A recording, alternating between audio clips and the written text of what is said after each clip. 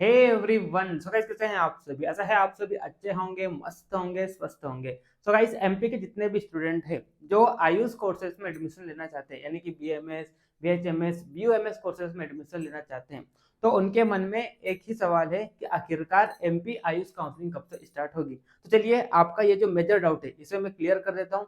इसे क्लियर करने के बाद मैं आपको बताने वाला हूँ कि अभी के कंडीशन में आपको क्या करना है, यानी कि आपको कौन कौन से डॉक्यूमेंट्स तैयार कर लेना है, ठीक है। साथ में आपको किन किन बातों का ध्यान रखना है और किस तरह से आपको काउंसलिंग के लिए रेडी होना है, ठीक है। तो चलिए सबसे पहले तो हम देखते हैं कि आखिरकार आपकी एमपी आईएएस काउंसलिंग कब से स्टार्ट होगी। तो हमेशा ये कंडीशन रहती है कि जैसे ही एमपी डीएमए की काउंसलिंग स्टार्ट होती है, आप सभी को पता है एमपी में एमबीबीएस और बीडीएस कोर्सेज में एडमिशन लेने के लिए आपको एमपी डीएमए की काउंसलिंग करानी होती है, ठीक है। तो जैसे ही एमपी डीएमए की काउंसलिंग स्टार्ट होती है और जैसे इसका पूरा फर्स्ट राउंड हो जाता है और सेकंड राउंड का जैसे ही नोटिफिकेशन आता है एमपीडीएमए काउंसलिंग का, ठीक है, तो उस दौरान उसके आसपास क्या हो जाता है, एमपी आईएएस काउंसलिंग स्टार्ट हो जाती है। तो मैंने आपको क्या बोला, मैंने आपको ये बोला कि एमपीडीएमए का सेकंड राउंड जैसे ही स्टार्ट होता है, ठीक है, तो उस दौरान एमपी आईएएस काउंसलिंग की नोटिफिकेशन आ जाती है।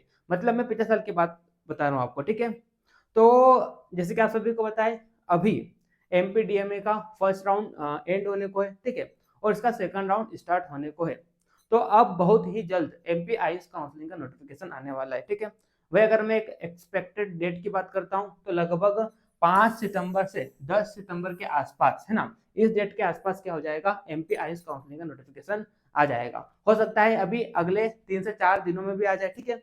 लेकिन हाँ, हमेशा जो कंडीशन बनती थी उसके अकॉर्डिंग अगर मैं देखूं तो जैसे ही एमपीडीएमए का सेकंड राउंड स्टार्ट होता है तो उसके आसपास क्या हो जाता है, एमपी आईएएस काउंसलिंग का नोटिफिकेशन आ जाता है, ठीक है। तो एक एक्सपेक्टेड डेट क्या है, 5 सितंबर से 10 सितंबर के बीच में क्या हो सकता है, एमपी आईएएस काउंसलिंग का नोटिफिकेशन आ सकता है, या तो अगले 3 से 4 दिनों में भी आ सकता है, ठीक है। तो उसकी आप टेंशन मत लीजिए, जैसे ही नोटिफिकेशन आएगा मैं वीडियो को अपलोड कर दूंगा, ठीक है। चलिए फिर आगे हम बढ़ते हैं। साथ में आप भी क्या करिए, एमपी आईएएस काउंसलिंग की जो ऑफिशियल वेबसाइट है उसको चेक करते रहिए, ठीक है, ताकि कोई अपडेट मिस ना हो, ठीक। वैसे तो मैं हूँ आपके लिए वीडियो बनाने के लिए, ठीक है। तो आप क्या करिए, चैनल को सब्सक्राइब कर लीजिए, है ना। तो जैसे ही नोटिफिकेशन आता है तो मैं वीडियो अपलोड कर दूंगा तो आपको भी नोटिफिकेशन मिल जाएगी, ठीक है। चलिए फिर हम अगली चीज देखते हैं कि अभी आपको काउंसलिंग के लिए कैसे प्रिपेयर होना है, ठीक है। तो सबसे मेजर चीज आपको ये करना है कि आपके सारे डॉक्यूमेंट्स क्या हो, रेडी हो। डॉक्यूमेंट्स की अगर हम बात करें तो डॉक्यूमेंट्स में आपको क्या क्या रेडी करना है। तो सबसे पहले तो 10th और 12th की मार्कशीट जो कि आप सभी के पास है, ठीक है। बर्थ सर्टिफिकेट, है ना। अगर किसी के पास बर्थ सर्टिफिकेट नहीं है तो या तो आप क्या करिए, बर्थ सर्टिफिकेट बनवा लीजिए, है ना, या 10th क्लास की जो मार्कशीट होती है वो भी as a birth certificate consider की जाती है ना। लेकिन बेहतर ये है कि आप बर्थ सर्टिफिकेट बनवा लो क्योंकि अभी टाइम है ना। तो अभी आप अप्लाई कर दीजिए तो आपका बर्थ सर्टिफिकेट बन जाएगा, ठीक है।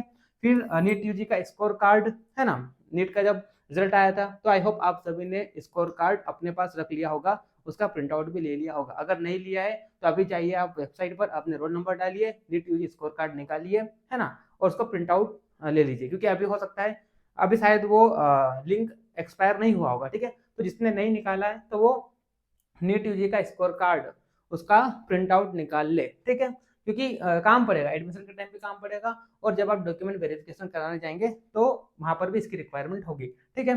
फिर एमपी डोमिसाइल सर्टिफिकेट और कास्ट सर्टिफिकेट, ठीक है, ये दोनों certificate most most most important है। अगर आपको एमपी में जो रिजर्वेशन मिलता है उसका अगर आपको बेनिफिट चाहिए तो आपको ये दोनों सर्टिफिकेट आपके पास होना चाहिए, ठीक है। और ये दोनों सर्टिफिकेट कैसे होना चाहिए, लेटेस्ट होना चाहिए, है ना, अभी क्या होना चाहिए। ऐसा नहीं कि आप 5-6 साल पुराने आपके पास एमपी डोमिसाइल सर्टिफिकेट और कास्ट सर्टिफिकेट, नहीं, अभी का रिसेंट का आपके पास क्या होना चाहिए, कास्ट सर्टिफिकेट और एमपी डोमिसाइल सर्टिफिकेट होना चाहिए। अगर आपके पास नहीं है तो इसे आप अपडेट कराने को दे दीजिए, ठीक है। आपके आसपास जो तहसील है वहां पर जाओ आप और अपडेट कराने को दे दो, या तो एमपी ऑनलाइन वाले के पास जाइए तो वो क्या करेगा, ये दोनों सर्टिफिकेट को अपडेट करके आपको अभी का लेटेस्ट दे देगा, ठीक है। चलिए फिर आगे हम बढ़ते हैं।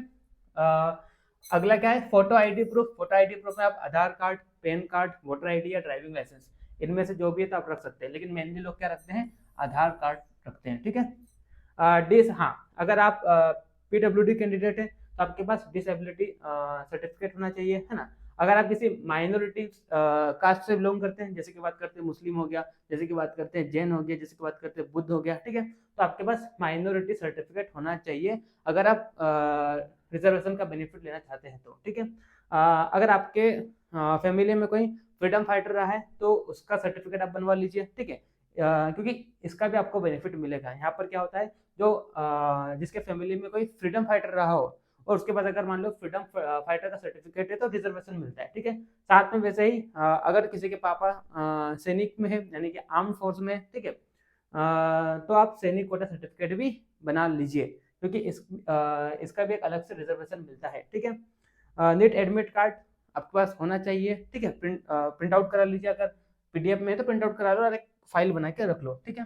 चलिए फिर आगे हम बढ़ते हैं, है ना। नीट एप्लीकेशन फॉर्म, जब आपने नीट का एप्लीकेशन फॉर्म फिलअप किया था तो वो भी आपके पास होना चाहिए, है ना। 8 पासपोर्ट साइज निकाल के रख लीजिए, और ये फोटो सेम होना चाहिए जब आपने नीट का फॉर्म भरा था उस दौरान जो फोटो दी थी वही सेम फोटो ये ऐड होना चाहिए। अगर नहीं है तो आपके पास नीट एडमिट कार्ड तो है ना, या अगर एक भी फोटो है तो उसकी आप कॉपी बनवा लो, ठीक है। गैप सर्टिफिकेट, अगर आप में से किसी ने गैप लिया था, यानी कि आपने 12th किया, 12th करने के बाद ड्रॉप दिया, है ना, तो जितने भी साल का आपने ड्रॉप दिया है तो आपको गैप सर्टिफिकेट बना लेना है, ठीक है। कैरेक्टर सर्टिफिकेट ये आपको स्कूल से मिलेगा, अगर किसी के पास नहीं है तो आपने स्कूल में कॉन्टेक्ट कीजिए, तो आपको वहाँ का जो प्रिंसिपल है वो आपका एक कैरेक्टर सर्टिफिकेट बना देगा, क्योंकि इंपॉर्टेंट है, ठीक है, काउंसलिंग के टाइम पे लगेगा। माइग्रेशन सर्टिफिकेट, यानी कि इसकी बात कर रही है, ट्रांसफर टीसी की बात कर रहा है, तो ये भी आपके पास होना चाहिए, अगर नहीं है तो स्कूल में जाइए और वहाँ से ले आइए, ठीक है।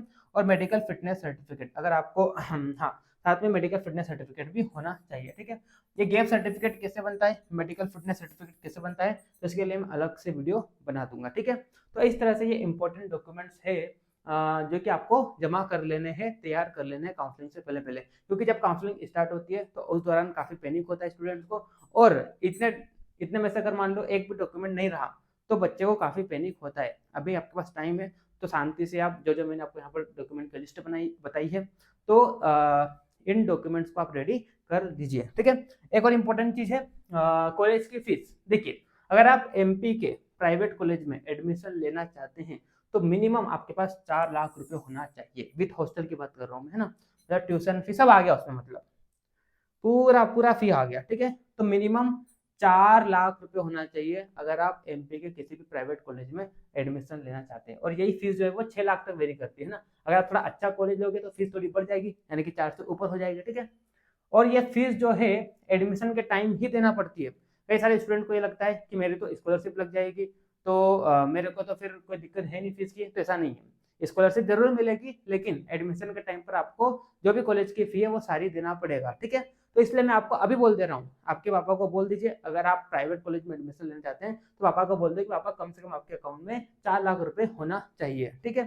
तो 4 से 6 तक ये वेरी करता है ना, लेकिन कम से कम 4 लाख आपके अकाउंट में रखिए, ठीक है। चलिए फिर आगे हम बढ़ते हैं।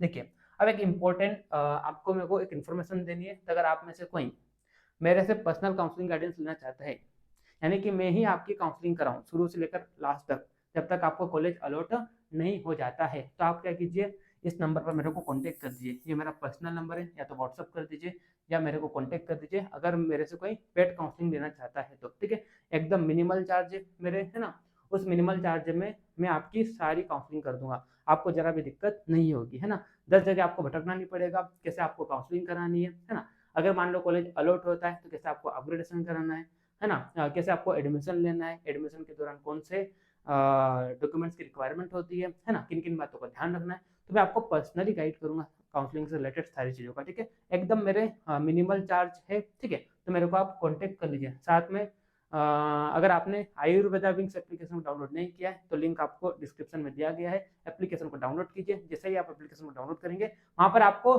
काउंसलिंग गाइडेंस गुरु, मतलब गाइडेंस गुरु करके, गाइडेंस गुरु इस नेम से आपको काउंसलिंग का कोर्स मिलेगा। तो उस कोर्स में भी आप डायरेक्टली रजिस्टर कर सकते हैं, ठीक है। जैसे ही रजिस्टर करेंगे मैं आपको कांटेक्ट कर लूंगा, आपकी जो भी इन्फॉर्मेशन है वो सारी इन्फॉर्मेशन ले लूंगा, ठीक है, और आपको मैं पर्सनली गाइड करते चलूंगा, ठीक। चलिए, तो इस तरह से आज की वीडियो में हमने बात किया कि काउंसलिंग कब से स्टार्ट होने वाली है, साथ में आपको किन किन बातों का ध्यान रखना है, ठीक है। चलिए मिलते हैं नेक्स्ट वीडियो में, तब तक के लिए okay bye, see you again.